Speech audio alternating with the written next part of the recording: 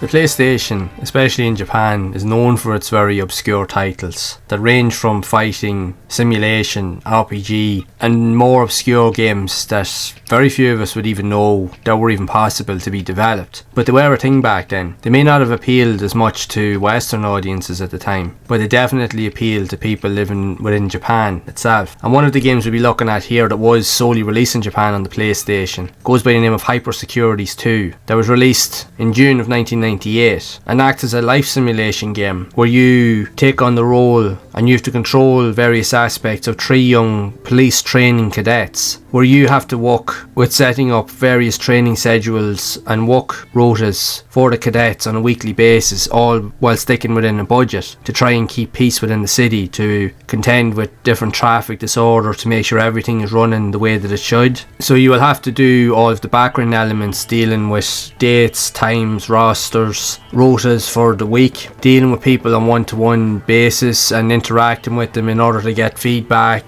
that can reflect on both positive or negative experiences that can have an impact in the game regarding morale. And then you will be brought to different gameplay elements with the likes of interactive story sequences, again, to make those choices. But then you also have map type environments where you will be taken to different sections, and each section plays out as its own sequence that can have a variety of different effects, that you can deal with different crimes or ailments that are happening, and they can either have good or bad outcomes, but you'll see what's happening in real time through a various animation that'll play out. But then at random points you will be given the ability to interact with the game in a different way by being given access to somewhat of a battle mode where you must apprehend suspects in fully 3D rendered car chase sequences. So someone will have stolen a car or someone is speeding, so then you will be tasked with chasing them in your own particular vehicle which you can choose from, and your goal is to apprehend the fugitives through whatever means possible. So you'll be chasing them throughout the various streets around the city. So it is an interesting concept that makes a simulation with action, and it definitely will appeal to a select few players, but it genuinely won't appeal to everybody. And the fact is, with the game having a high language barrier because most of it is in Japanese, aside from certain option elements, the narrative and everything is in Japanese, even down to the menu systems. So it's hard to interact with everything and even knowing what's going on, or making sure that you even choose the right options in order to progress the game even further, because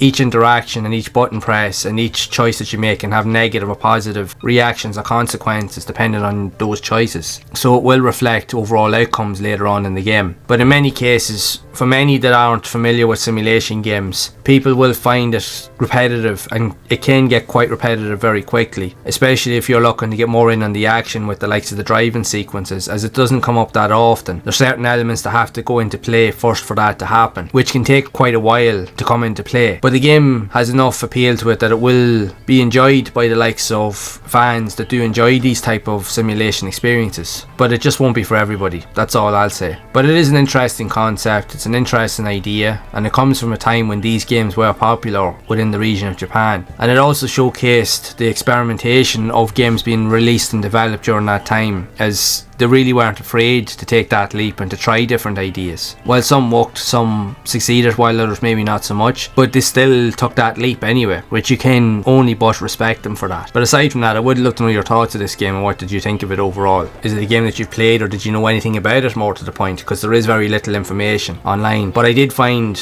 a short article which I will leave a link to in the description. It does give more of an outline as to what the game entails, so you can check that out down below. But I would love to know your thoughts on this anyway regardless. And if you would like to know or hear about more of these type of games that were also released on the PlayStation, and even many of which I already have covered on the channel, I'll leave a link down in the description and even on the screen here, so that you can look at those games and see them in action. And as always, keep those gaming memories alive.